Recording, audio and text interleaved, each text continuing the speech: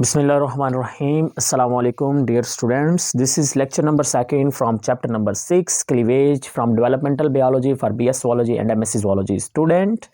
Topic for discussion is mechanism of cleavage. देखिए ज़रा गौर से देखें, अगर हम क्लीवेज की बात करते हैं तो हमने कहा था कि जो क्लीवेज है वो माइटोसिस की निस्बत कहीं ज़्यादा तेज़ी से हो रही है, लेकिन वो है माइटोसिस वाली चीज़ ही, ठीक है।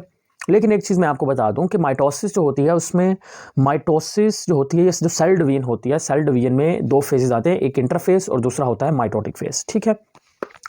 अब जो इंटरफेस होता है वहाँ पर आप लोग बात करते हो कि जो इंटरफेस होता है वो मज़ीद डिवाइड हो जाएगा G1 फेज़ के अंदर, S फेज़ के अंदर और G2 फेज़ के अंदर। लेकिन अगर आप बच्चे क्लीवेज पढ़ रहे हैं तो क्लीवेज में आप याद रखिए कि यहाँ पर ठीक है, क्लीवेज के अंदर जो सेल साइकिल होता है वो हमारे पास होगा बाईफेजिक सेल साइकिल। तो पहला एक पॉइंट आप नोट कर लें, बाईफेजिक सेल साइकिल का मतलब ये होगा कि एक ऐसा सेल साइकिल जिसमें सिर्फ दो फेज होंगे, और दो फेज का मतलब ये नहीं है कि इंटरफेज और माइटोटिक फेज, नहीं। इस बाई फेज का मतलब ये होता है कि भाई इसमें दो स्टेप्स होते हैं, दो मेन स्टेप्स होते हैं, बस दैट्स इट, बात खत्म, ठीक है। एक होगी माइटोसिस और दूसरा वो स्टेप जो कि माइटोसिस के लिए बहुत ज़्यादा महत्वपूर्ण रहता है, जैसा कि अगर हम बात करें डीएनए सिंथेसिस की, ठीक है। तो बाईफेजिक आपने कहना है कि यहाँ पर साइकिल होगा जिसमें दो मेन स्टेप्स आ जाएंगे। एक तो हमारे पास आएगा कौन कौन सा, एक बच्चे हमारे पास सिर्फ आएगा एस फेज, और दूसरा हमारे पास कौन सा फेज आएगा, हमारे पास होगा एम फेज। एम फेज का मतलब माइटोटिक फेज, तो इसी वजह से हम इसको क्या कहते हैं, this one is a biphasic का नाम भी दिया जाता है। देखें, अगर हम बात करें ना मैकेनिज्म ऑफ क्लीवेज के बारे में, तो एक चीज़ याद रखना कि जो फर्टिलाइजेशन है, ठीक है, फर्टिलाइजेशन से क्लीवेज का जो सफ़र है वो उसकी सफ़र के स्टार्ट होने के पीछे सबसे बड़ी जो रीज़न है वो है एक फैक्टर, वो है एक प्रोटीन। अब वो फैक्टर या फिर वो जो प्रोटीन है, उस प्रोटीन का नेम होता है हमारे पास MPF। क्या नेम होता है, MPF। अब जो MPF होता है ये तो बहुत ही कॉमन सी चीज़ है, इसको हम नाम देंगे माइटोसिस प्रोमोटिंग फैक्टर का नाम देंगे। क्या नाम देंगे, माइटोसिस प्रोमोटिंग फैक्टर का नाम दे देंगे। अब ये जो माइटोसिस प्रोमोटिंग फैक्टर होगा बेटा, यही वो चीज़ है जो कि क्लीवेज को स्टार्ट करने के लिए क्या होगा, रिस्पॉन्सिबल होगा। पहली बार ये जो MPF है इट वाज डिस्कवर्ड, ये डिस्कवर्ड किया गया था, देखा गया था। ये कहाँ पर देखा गया था बच्चे, ये पहले बार ये देखा गया था कि ये इसका भाई जो काम है ये किसके लिए रिस्पॉन्सिबल है, वो मियोटिक सेल के लिए, ठीक है। जो मियोटिक सेल डिवीजन होती है ना, तो पहली बार इसको देखा गया कि ये मियोटिक सेल डिवीजन के लिए क्या है, इंपॉर्टेंट होता है।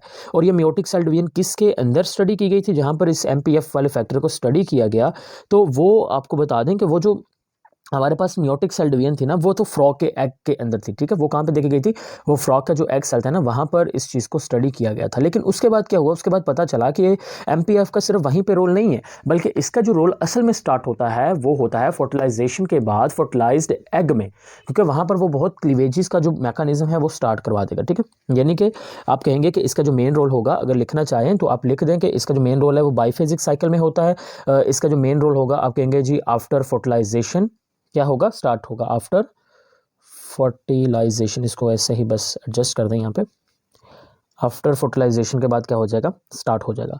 अच्छा जी, फिर आपने कहना है कि ये जो क्लीवेज या फिर ये जो MPF होगा ये एक ऐसा बाईफेजिक साइकिल करवाएगा जिसमें दो मेन स्टेप्स आएंगे, एक S फेज और दूसरे का नाम क्या होगा, दूसरे का नेम होगा M।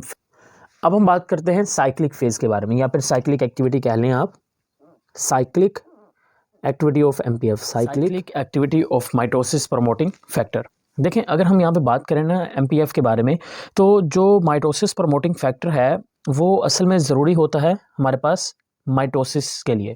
यानी कि MPF जो हो गया, जैसे ही इसका जो लेवल है वो इंक्रीज़ होगा तो जो सेल होगा वो माइटोटिक फेज़ में चला जाएगा, और जैसे ही इसका जो लेवल कम होगा, इसका लेवल कम होते ही जो सेल है वो माइटोसिस फेज़ से निकल आएगा और वो किस फेज़ में चला जाएगा, S फेज़ में चला जाएगा। यानी कि MPF क्या हो जाएगी, ब्रेक डाउन हो जाएगी। अब ये जो बात कही गई है कि MPF माइटोसिस के लिए ज़रूरी होती है, लेकिन S फेज़ के लिए इस MPF वाले फैक्टर के ब्रेकडाउन का होना ज़रूरी होता है, ये बात ऐसे ही नहीं कह दी गई, बल्कि इसके पीछे चंद एक एक्सपेरिमेंट है। एक्सपेरिमेंट नंबर 1, अगर हमारे पास एक सेल है, उस सेल के अंदर जो S फेज़ है और M फेज़ है, हम उस सेल को S फेज़ में भी स्टे करवा सकते हैं, हम उस सेल को M फेज़ में भी स्टे करवा सकते हैं। यानी कि S फेज़ का मतलब DNA replication and M phase का मतलब माइटोसिस।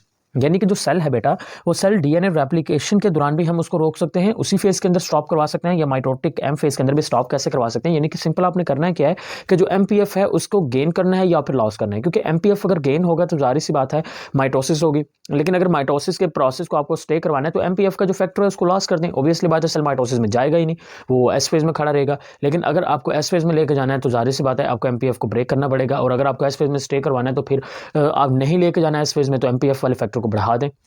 तो सिंपल सी बात है, आप इस तरह से इसको कर सकते हैं। अब डियर फ्रेंड्स, क्या किया गया कि असल में एक एक्सपेरिमेंट और किया गया। उस एक्सपेरिमेंट के दौरान क्या किया गया, ये जो एमपीएफ है, ठीक है, इस एमपीएफ को माइक्रो इंजेक्टेड किया गया कुछ सेल्स के अंदर। जब इसको सेल्स में इंजेक्ट किया गया तो जो सेल्स थे वो किस फेज में चले गए, वो माइटोटिक फेज में चले गए। जैसे वो माइटोटिक फेज में गए तो जो न्यूक्लियर इन्वेलप था वो टूट गया, जो क्रोमोसोम्स से वो बन गए। जब क्रोमोसोम्स बने तो क्रोमोसोम्स के बनने के दौरान डियर फ्रेंड्स क्या हुआ कि देन अगेन डिवीजन होगी तो जाहिर सी बात है हम यहाँ पे क्या कहेंगे, हम कहेंगे कि यहाँ पर हमारे पास सेल किधर चला गया, एस फेज में चला गया। मैं साइक्लिन का जिक्र करता हूँ अभी, साइक्लिन क्या चीज़ है, ठीक है।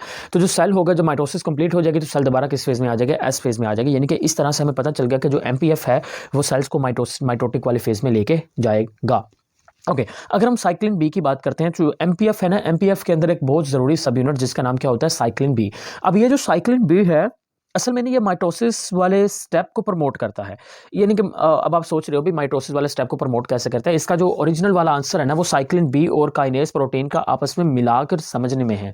लेकिन आप उससे पहले एक लाइन समझ लें, वो ये है कि देखें जो साइक्लिन बी होती है ये असल में एस फेज जो होता है ना, देखिए एक नॉर्मल अगर डिवीजन की बात करें तो नॉर्मल डिवीजन में सारे फेजेस होते हैं, G1 फेज होगा, एस फेज होगा, G2 फेज होगा, देन सेल जाता है माइटोसिस के अंदर। लेकिन सम टाइम क्या होता है कि बेटा जब सेल्स मुकम्मल तौर पर डिफरेंशिएटेड हो चुका होता है तो उस वक्त ये इनमें से किसी फेज में भी नहीं जाता, वो एक और ही फेज में चला जाता है। हम उसको क्या नाम दे देंगे, G0 फेज का नाम दे देंगे। ओके, अब हम अगर साइक्लिन बी की बात करते हैं तो मैंने कहा था कि जो साइक्लिन बी है ये असल में आप समझ लें कि सब यूनिट होता है, it is actually the sub unit of the mitosis promoting factor. देखें, अगर हम एस फेज की बात करते हैं तो बेटा जो एस फेज होता है ना, एस फेज के दौरान ये जो साइक्लिन बी होती है ये इकट्ठी हो जाती है, ठीक है। जो एस फेज होगा, एस फेज के लिए एस फेज में साइक्लिन जो बी है वो इकट्ठी हो जाएगी। जब वो इकट्ठी होगी तो उसके नतीजे में ये माइटोसिस करवाएगी, इकट्ठी एस फेज में होगी, लेकिन करवाएगी किस चीज़ को प्रमोट करेगी, माइटोसिस को करेगी। इज दैट क्लियर ना। तो मैंने इसलिए लिखा था कि यहाँ पर जैसे ही माइटोसिस हो जाएगी, यानी कि जैसे ही क्रोमोसोम्स जो हैं वो बन गए, क्रोमोसोम्स के बाद डिवीजन कंप्लीट हो गई, तो डिवीजन के कंप्लीट होते ही यहाँ पे साइक्लिन बी ब्रेक डाउन लिखा गया था। तो मैंने कहा था कि जो साइक्लिन बी होगी वो ब्रेक डाउन हो जाएगी, और जैसे ही वो ब्रेक डाउन होगा सेल दोबारा किस फेज में आ जाएगा, एस फेज में आ जाएगी। Is that clear. तो दोबारा से सुन ले, मैंने कहा एस फेज के दौरान जो हमारे पास साइक्लिन बी होगा वो अमाउंट में बढ़ेगा। जैसे ही ये अमाउंट में बढ़ेगा, इसके अमाउंट में बढ़ते ही सेल माइटोसिस में जाएगा, लेकिन जैसे ही माइटोसिस कंप्लीट होगी तो कंप्लीट होने के करीब जो स्टेजेस होंगे, एंड वाले स्टेजेस होंगे, उस वक्त साइक्लिन बी टूट जाएगा। जब साइक्लिन बी टूटेगा तो सेल फिर दोबारा से किस फेज में आ जाएगा, इस फेज में आ जाएगा। Is that clear. आपने राइबोसोम्स के बारे में ऑलरेडी पढ़ रखा है कि उसके दो यूनिट होते हैं, लार्ज सब यूनिट एंड स्मॉल सब यूनिट। आप इसके बारे में भी कुछ ऐसे समझ लें कि इसका एक लार्जर यूनिट होता है और इसका एक स्मॉलर यूनिट होता है। जो लार्जर यूनिट होगा उसका नाम तो साइक्लिन बी होता है, लेकिन जो स्मॉलर यूनिट होता है हम उसको बेटा नाम देते हैं, दैट्स नेम इज साइक्लिन। उसका नाम क्या होता है, उसका नाम होता है cyclin dependent kinase, cyclin dependent kinase का नाम देते हैं। अब बेटा ये जो साइक्लिन डिपेंडेंट काइनेज होता है ये असल में ना इसके साथ मिलकर काम करता है, साइक्लिन बी के साथ, और इसको जो कंट्रोल करने का काम है वो साइक्लिन बी का ही है। देखें एस फेज के दौरान साइक्लिन बी बढ़ा, इज दैट क्लियर। तो जैसे ही एस फेज के दौरान साइक्लिन बी बढ़ा, साइक्लिन बी ने क्या किया, साइक्लिन बी मैं बता देता हूँ, ये साइक्लिन बी क्या करेगा बेटा, ये असल में जाकर ना एक्टिवेट करेगा, स्टिमुलेट कर देगा किस चीज़ को, एमपीएफ का जो दूसरा यूनिट है जो छोटा यूनिट है उसको एक्टिवेट कर देगा। लेकिन उससे पहले मैं आपको बता दूं कि एस फेज में ये साइक्लिन बी बनता कैसे है। देखें जो साइक्लिन बी होता है असल में ये इनकोड किया जाता है मैसेंजर आरएनए से। साइक्लिन बी इसको इनकोड कौन करते हैं, इसको इनकोड करते हैं मैसेंजर आरएनए, और ये जो मैसेंजर आरएनए होंगे ये एग के साइटोप्लाज्म में होते हैं। यानी कि हमारे पास जो ओ साइट होगा ना, ओ साइट का जो साइटोप्लाज्म है, तो ओ साइट के साइटोप्लाज्म के अंदर ये चीज़ें मौजूद होंगी, ठीक है। ओ साइट साइटोप्लाज्म में क्या चीज़ मौजूद है, मैसेंजर आरएनए मौजूद है। अब ये जो मैसेंजर आरएनए जो कि ओ साइट के साइटोप्लाज्म में, ये इनकोड करेगा साइक्लिन बी को, जो कि एस फेज में बनेगा। जैसे ही साइक्लिन बनेगा, साइक्लिन बी क्या करेगा ये it activates smaller unit, it activates smaller unit of MPF. Smaller unit का मतलब तो नाम समझ गए होगे ना, स्मॉलर यूनिट का मतलब CDK2, साइक्लिक डिपेंडेंट काइनेज 2 को क्या कर देगा, एक्टिवेट कर देगा। अब ये जो चीज़ है ये काइनेज क्या करेगा, ये असल में माइटोसिस करवाएगा। कैसे माइटोसिस करवाएगा, फास्फोराइलेशन के जरिए से, ठीक है। ये यहाँ से निकलेगा, इसका काम है माइटोसिस करवाना। माइटोसिस में सबसे पहले ये करवाएगा फास्फोराइलेशन करवाएगा बहुत सारी प्रोटीन्स की, फास्फोराइलेशन ऑफ प्रोटीन्स की फास्फोराइलेशन करवा रहा है। अच्छा, उसके बाद अगर हम बात करते हैं ना लैमिना रीजन की। अच्छा, आपने लैमिना रीजन के बारे में सुन रखा होगा और लैमिनर प्रोटीन के बारे में भी सुना होगा। देखें, जो न्यूक्लियर इन्वेलप के बिल्कुल अंदर वाली साइड पर, suppose that is a nuclear envelope. तो न्यूक्लियर इन्वेलप का एक सेंटर वाला, एक ये साइड वाला जो रीजन होता है, वहां पर एक प्रोटीन की ना स्पेसिफिक लेयर होती है, हम उसको नाम देते हैं लैमिनर प्रोटीन्स। तो आपने याद रखना है कि यहाँ पर लफ्ज़ इस्तेमाल किया गया लैमिना प्रोटीन। तो ये जो लैमिना प्रोटीन होता है, इस लैमिना प्रोटीन की फास्फोरिलेशन की बात कर लें, या फिर अगर हम हिस्टोन की बात कर लेते हैं, क्योंकि मैंने प्रोटीन की बात की है ना, तो प्रोटीन में बहुत सारे प्रोटीन्स आती हैं। तो अगर हम हिस्टोन की बात कर लें, हिस्टोन प्रोटीन्स जो कि 5 होती हैं और उनमें से एक लिंकर भी होते हैं जिसको H1 का आप नेम देते हैं। तो हिस्टोन प्रोटीन की बात हो गई, या फिर लैमिना प्रोटीन की बात हो गई, या फिर न्यूक्लियर इन्वेलप की बात हो गई, या फिर अगर हम साइटोप्लाज्मिक मायोसिन की बात करते हैं, साइटोप्लाज्म के अंदर जो मायोसिन होते हैं ना, ठीक है, उन सब चीज़ों की बात कर लें। या फिर अगर हम बात कर लें बेटा सबसे important cheese that is a chromatin condensation, chromatin condensation की बात कर लें, तो इन सभी चीज़ों के लिए हमें किस चीज़ की ज़रूरत होगी, हमें ज़रूरत होगी साइक्लिन डिपेंडेंट काइनेज 2 की। तो ये सारी चीज़ों को एक्टिवेट करने का जो रिस्पॉन्सिबल होगा वो साइक्लिन डिपेंडेंट काइनेज 2 होगा। और इसके साथ साथ एक और चीज़ जिसको हम नाम देते हैं स्पिंडल फाइबर्स का नाम देते हैं, तो ये स्पिंडल फाइबर्स को भी क्या कर देगा, एक्टिवेट कर देगा। Is that clear? तो जैसे ही बेटा ये माइटोसिस जो होगी वो कंप्लीट हो जाएगी, और माइटोसिस के कंप्लीट होने के बाद ये जो साइक्लिन डिपेंडेंट काइनेज होगा ये क्या हो जाएगा, ये ऑटोमेटिकली गायब हो जाएगा। Is that clear? तो आपको एक चीज़ याद रखना है कि साइक्लिन डिपेंडेंट काइनेज को कौन कंट्रोल कर रहा है, साइक्लिन बी। अगर हम साइक्लिन बी की बात करते हैं तो बेटा जो साइक्लिन बी है ना, साइक्लिन बी को भी कंट्रोल करेगा, लेकिन साइक्लिन बी को और कुछ प्रोटीन्स होंगे, cyclin B is controlled by other proteins that is presents also. इनको दूसरी जो प्रोटीन्स होंगी वो क्या करेंगी, कंट्रोल करेंगी। इसी वजह से हम ये भी कह सकते हैं कि हमारे पास बेटा जो साइक्लिन बी होती है या फिर साइक्लिन डिपेंडेंट काइनेज होता है, ये असल में जो न्यूक्लियर जीनोम होगा, न्यूक्लियर जीनोम से फ्री होगा। ठीक है, इसको जो न्यूक्लियर जीनोम होगा वो कंट्रोल नहीं कर रहा होगा, अलबत्ता इसको कंट्रोल करने वाले जो फैक्टर्स होंगे, this factors will be present in the cytoplasm. तो वो साइटोप्लाज्म के अंदर क्या होंगे, मौजूद होंगे। ओके, अगर कोई नोट करना चाहता है तो इसको जल्दी से नोट करिए, फिर हम लेक्चर कंटिन्यू करते हैं। हरिए नोट करें, पास करके नोट कर लें इसको। अगर हम नेक्स्ट बात करें तो नेक्स्ट आपको एक और चीज़ याद रखनी है, वो ये है कि यहाँ पर चंद एक ना प्रोसेसेस ऐड हो जाएंगे, फिनोमिनाज ऐड होंगे। अब वो कौन कौन से प्रोसेस और फिनोमिनाज ऐड होंगे उनको एक नज़र देख लेते हैं। देखें, साइटोप्लाज्मिक जो कंपोनेंट है वो स्टार्ट होना शुरू हो गया। जब साइटोप्लाज्मिक कंपोनेंट स्टार्ट होना शुरू हो गया तो इसका मतलब है कि क्लीवेजेस के प्रोसेस जो हैं वो ज़ोरों शोर से क्लीवेज का काम हो रहा है। Is that clear? तो जब क्लीवेज काफ़ी ज़ोरों शोर से हो रही होगी, उसी वक्त क्या होगा कि साइटोप्लाज्म के अंदर जितनी भी इंफॉर्मेशन होगी ना वो सारी की सारी कंप्लीट हो चुकी होगी। जब उसके अंदर सारी इंफॉर्मेशन कंप्लीट हो चुकी होगी तो उसके बाद क्या होगा, मेन जो कहानी है वो उसके बाद स्टार्ट होगी। क्यों? क्योंकि उस वक्त हमारे पास जो मिड ब्लास्टुला, हमने लेक्चर नंबर 1 में एक चीज़ पढ़ी थी, हमने कहा था कि यहाँ पर जो मिड ब्लास्टुला ट्रांजिशन है वो स्टार्ट हो जाएगी। ये स्टेज की बात की थी कि वो स्टार्ट होता है। वो स्टार्ट कब होता है कि जब भाई हमारे पास 12 सेल्स बन जाते हैं, उसके बाद 6 डिवीजन्स हो जाती हैं। हमने कुछ ऐसा पढ़ा था फ्रॉग के अंदर, राइट? तो आपको याद रखना है कि यहाँ पर बेटा क्या होने वाला है कि जो न्यूक्लियस होगा, न्यूक्लियस के अंदर से जो ट्रांसक्रिप्शन का प्रोसेस है वो स्टार्ट हो जाएगा। ठीक है, transcription in nucleus, transcription in nucleus के अंदर क्या हो जाएगी, स्टार्ट हो जाएगी। ये आ गया हमारे पास पहला पॉइंट। ओके, अगर हम दूसरे पॉइंट की बात करते हैं तो बेटा जब न्यूक्लियस के अंदर मौजूद जीन्स की ट्रांसक्रिप्शन स्टार्ट हो जाए तो हम उसको क्या नाम देंगे, हम कहेंगे mid blastula transition. Mid blastula transition का हम उसको नाम दे देंगे, मिड ब्लास्टुला ट्रांजिशन का हम उसको नेम दे देंगे। ओके, अगर हम बच्चे यहाँ पर बात करते हैं ना, तो जैसे ही न्यूक्लियस के अंदर से ट्रांसक्रिप्शन का प्रोसेस होगा तो चंद एक ना चेंजेस आ जाएंगे बाइफेजिक सेल साइकिल में। तो बाइफेजिक जो सेल साइकिल था जो कि बहुत ही सिंपल सा था, उसके अंदर कुछ चेंजेस आएंगी। पहली चेंज जो आएगी वो ये होगी कि यहाँ पर चंद एक स्टेजेस ऐड हो जाएंगे, जैसा कि G1 फेज़, जैसा कि अगर हम बात करते हैं ग्रोथ सेकंड फेज़ की, ग्रोथ सेकंड फेज़, या फिर अगर हम उसको सेकंड नाम भी कहते हैं पोस्ट सिंथेटिक फेज़ या प्री माइटोटिक फेज़। ठीक है, तो वो क्या हो जाएंगे, ऐड हो जाएंगे इस प्रोसेस में। और इसके अलावा जो सेकंड चेंज आएगी वो आपने ये कहना है कि भाई अब जो सेल्स होंगे, ठीक है, वो सेल्स जो माइटोसिस प्रमोटिंग फैक्टर है, जिनको कौन से फैक्टर कंट्रोल कर रहे थे, वो फैक्टर कंट्रोल कर रहे थे जो साइटोप्लाज्म के अंदर मौजूद थे। अब हर सेल अपने सेल्फ फैक्टर्स बनाएगा, self made factors by every cell to control MPF, यानी कि इसके एक्टिविटी को कंट्रोल करने के लिए हर सेल अपने फैक्टर बजाते खुद बनाएगा। Is that clear? और तीसरी चीज़ आपको याद रखनी है कि यहाँ पर मैसेंजर RNA की ट्रांसक्रिप्शन स्टार्ट हो जाएगी, और ये जो मैसेंजर RNA की ट्रांसक्रिप्शन बनेगी ये न्यूक्लियस में मौजूद जीन से बनेगी, और जब ट्रांसक्रिप्शन होगी तो इस ट्रांसक्रिप्शन के बाद इसको इनकोड किया जाएगा प्रोटीन्स की फॉर्म में। तो इनकोड प्रोटीन्स, और ये जो प्रोटीन्स होंगी, ये जो नेक्स्ट स्टेप होगा ना गैस्ट्रोलेशन वाला, तो इस गैस्ट्रोलेशन के प्रोसेस के लिए बहुत ज़्यादा ज़रूरी रहेगा। अगर किसी वजह से याद रखें कि ये जो ट्रांसक्रिप्शन है ये ब्लॉक हो जाती है, ठीक है, ट्रांसक्रिप्शन क्या होगी, ब्लॉक हो गई, तो आप याद रखना कि जो सेल डिवीजन होगी वो नॉर्मल रेट पर होती रहेगी। बहुत सारी स्पीशीज़ ऐसी होती हैं जिसमें ये एस फेज़ ब्लॉक हो जाता है, ट्रांसक्रिप्शन नहीं होती, सॉरी एस फेज़ नहीं बेटा, ट्रांसक्रिप्शन की बात हो रही है, हम रेप्लिकेशन की बात नहीं कर रहे, ठीक है। तो ट्रांसक्रिप्शन नहीं होती, इनके मैसेंजर RNA नहीं बनते, तो उस फेज़ में भी ये जो नॉर्मल एक्टिविटी है ये होती रहती है। लेकिन कुछ हमारे पास एम्ब्रियोज ऐसे होते हैं जिनमें एक्टिविटी तो होती रहेगी लेकिन जो गैस्ट्रोलेशन है वो स्टार्ट नहीं हो पाएगा, क्योंकि गैस्ट्रोलेशन के स्टार्ट होने के लिए मैसेंजर RNA चाहिए होगा, और मैसेंजर RNA से क्योंकि बहुत सारी प्रोटीन्स बननी हैं जो कि गैस्ट्रोलेशन में ज़रूरी होंगी, तो इसी वजह से जो गैस्ट्रोलेशन है वो स्टार्ट नहीं हो पाएगी। तो यहाँ तक हमारा बेटा एक जो स्टेप है, पहला स्टेप वो कंप्लीट हो गया। अब हम बात करते हैं इसके अंदर जो दूसरा स्टेप है उसकी, और दूसरा स्टेप है हमारे पास cytoskeletal mechanism of the mitosis.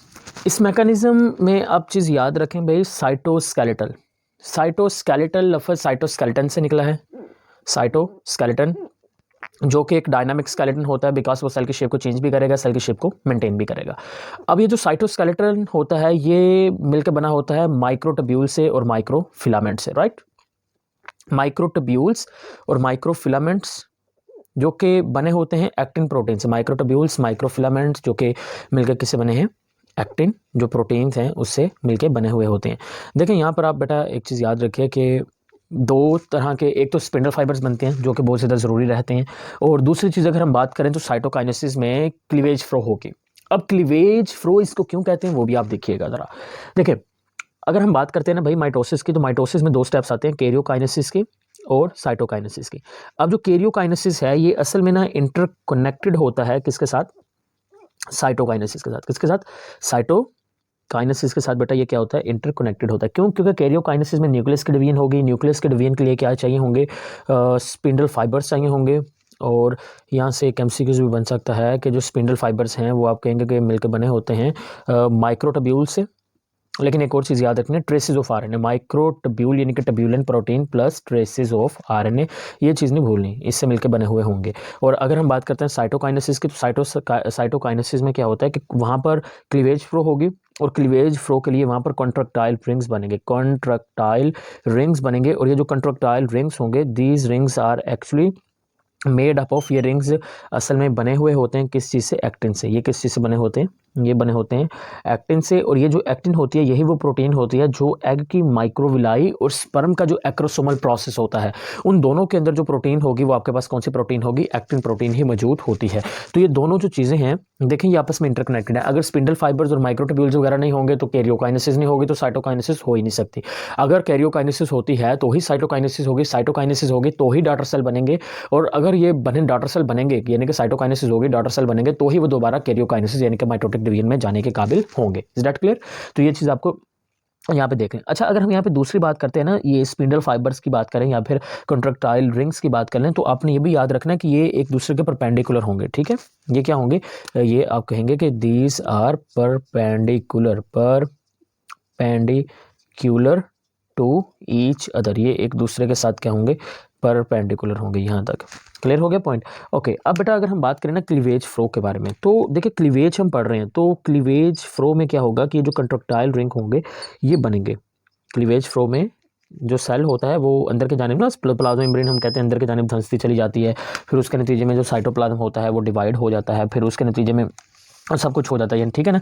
तो पहले आप याद रखें कि ये जो एक्टिन होंगे हमारे पास या फिर एक्टिन और माइक्रोफिलामेंट्स होते हैं, ये असल में जो एग का कॉर्टेक्स रीजन होता है, एग का कॉर्टेक्स रीजन का मतलब ये एग आ गया, एग का ये जो बाहर वाला हिस्सा होगा ना, ये वाला जो रीजन होगा, तो ये जो रीजन होगा ये कॉर्टेक्स रीजन होगा। तो एग का कॉर्टेक्स रीजन के अंदर आपको ये जो एक्टिन माइक्रोफिलामेंट्स होंगे ये देखने को मिलेंगे, और ये जो माइक्रोफिलामेंट्स होंगे इनको ना आप इनके जो बैंड्स होंगे वो देख पाएंगे, और ये जो बैंड्स होंगे ना, ये बैंड्स तकरीबन 0.1 तकरीबन 0.1 जो माइक्रोमीटर होंगे ये आपके पास क्या होंगे, वाइड होंगे। और इसके बरक्स अगर हम बात करें 8 to 10 जो माइक्रोमीटर होंगे, ये आप कहेंगे कि ये क्या होगी, इनकी 8 to 10 माइक्रोमीटर लेंथ में आ जाएंगे। तो इतनी विड्थ होगी, इतनी क्या होगी, इनकी लेंथ होगी, और ये सेंटर की तरफ फैले हुए होंगे। और यही वो चीज़ है, वो होंगे आपके पास माइक्रोफिलामेंट रिंग्स या फिर कॉन्ट्रैक्टाइल रिंग्स, जो कि फोर्स एग्जर्ट करेंगे, जिसके नतीजे में जो जाइगोट होगा वो स्प्लिट होगा ब्लास्टोमर्स के अंदर। Is that clear?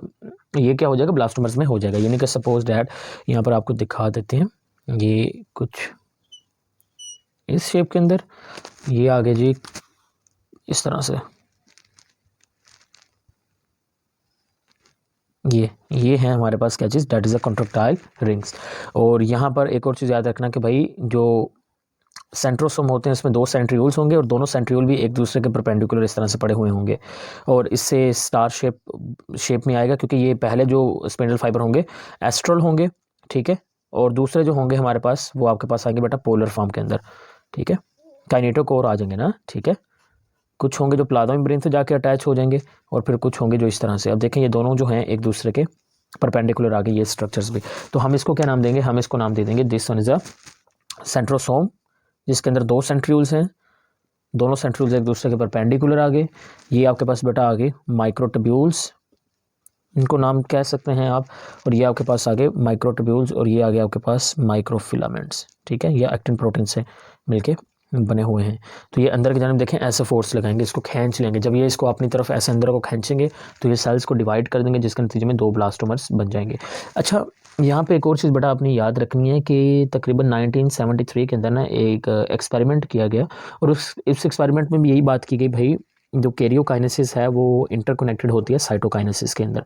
लेकिन वहाँ पर एक्सपेरिमेंट ये था, ये एक चीज़ ना ऑब्जर्व की गई, वो ये थी कि अगर हम बात करते हैं ना इंसेक्ट के एग की, तो इंसेक्ट के एग में ना जो कैरियोकाइनेसिस है वो साइटोकाइनेसिस के साथ इंटरकनेक्टेड नहीं है, क्योंकि वहाँ पर इंसेक्ट्स के अंदर बहुत सारी पहले कैरियोकाइनेसिस होंगी, और जब काफ़ी सारी कैरियोकाइनेसिस हो जाएंगी तो कैरियोकाइनेसिस के बाद आफ्टर डैट फिर साइटोकाइनेसिस होगी। यानी कि पहले काफ़ी सारी कैरियोकाइनेसिस होती रहेंगी, और उनके होने के बाद फिर आफ्टर डैट क्या होगी, साइटोकाइनेसिस होंगी। तो ये आपको ये वाली चीज़ भी याद रखें कि पहले कैरियोकाइनेसिस होंगी, फिर साइटोकाइनेसिस होंगी। और अगर आप ये कंडीशन आर्टिफिशियली तौर पर प्रोड्यूस करवाना चाहते हैं, यानी कि पहले कैरियोकाइनेसिस काफ़ी ज़्यादा हो जाए, काफ़ी सारी हो जाएं, तो हम इसको एक ड्रग की मदद से भी करवा सकते हैं, जिसका नाम क्या होगा, जिसको हम नाम देंगे साइक्लोक्लैसिन। साइक्लोक्लैसिन बी एक नाम का ड्रग होगा, जो कि हमारे इस काम को भी कंप्लीट कर सकते हैं, यानी कि कैरियोकाइनेसिस, और उसके बाद क्या करवाएगा, हमारे पास साइटोकाइनेसिस करवाएगा। तो यहाँ तक बेटा हमारा जो क्लीवेज के स्टेप्स हैं वो कंप्लीट हो चुके हैं, और इंशाल्लाह जो नेक्स्ट लेक्चर होगा उसमें हम पैटर्न्स की बात करेंगे, क्लीवेज के बारे में, और हम एग की कुछ टाइप्स के बारे में बात करेंगे। और जो नेक्स्ट लेक्चर होगा वो बहुत ज़्यादा ज़रूरी रहेगा। इस चैप्टर का आप समझ लेंगे सबसे जो मेन टॉपिक है ना वो अगले वाला लेक्चर ही रहेगा। तो अगर आपका कोई क्वेश्चन होगा यहाँ से तो लाजमी पूछिएगा। इंशाल्लाह बहुत जल्दी मुलाकात होगी आपसे। स्टे कनेक्टेड एंड अल्लाह हाफिज़।